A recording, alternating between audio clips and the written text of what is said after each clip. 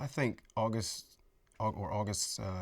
message that he carries on through his stories are very relatable over, through time with different generations. In this case, with Fences, we're talking about a family and members of the family that are just all trying to deal with, I guess, the things that families go through, in America. So I don't think that there's too much that has changed as far as how we relate to one another, as far as, a mother and son or a father and son and just the whole family unit as a whole.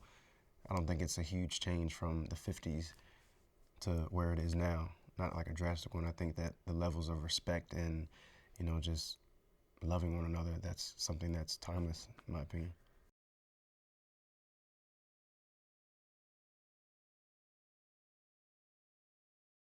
No, I think you just said it. It was that's where August created this community of people within all of these stories. So to really be able to film on site, on location, and to just get away from like the hustle and bustle of Los Angeles or New York or what have you, and to be able to be in the actual neighborhood where the story takes place, it's so easy to just escape. I guess the reality that you live in and just really get to play.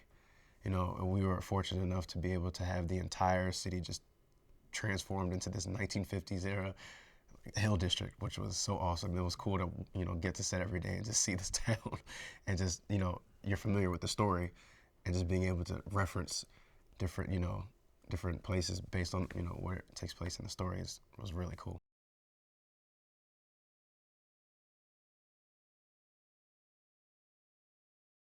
More specifically between father and son, it's just that wanting to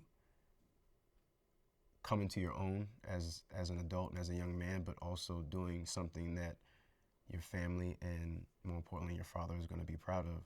I think Corey just wanted to do something that is, his dad, who in his own right was a legend, being a legendary athlete, a great baseball player. He wanted to do something that could not rival that, but stand next to that. And I think it was a struggle for him trying to figure out what Troy's intentions were as far as raising him. But I think that's something that we can all relate to because we all have those bouts. I think with the fathers and son, I know I had mine with my dad. That moment when you think that you're old enough to say something back to what he may, address to you, and it's like you're kind of hesitant because do you really want to take on? My dad used to always say, "Are you ready to take on the title? Are you ready for that?" And I'd be like, "No, I'm not."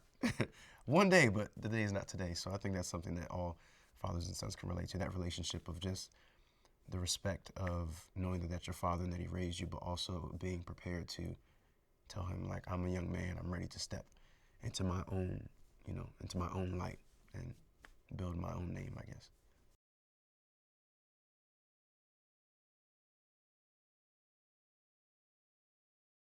Viola is a gem.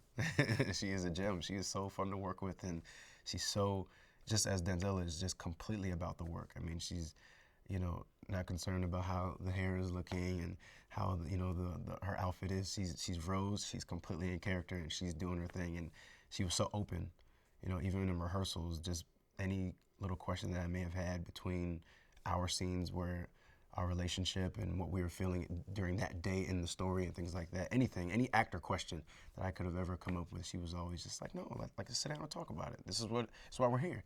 And it was just amazing to be able to have her and Denzel at it seemed like any given moment, just what about this? What about this? And they're like, okay, well, let me know what do you think is going on, and they would try to set it up in a way where they would help me figure it out without them giving me the answer. And if I needed a little bit of direction, they would just kind of hint at something and just they want you to figure it out as an actor. So it was really awesome to have her and Denzel.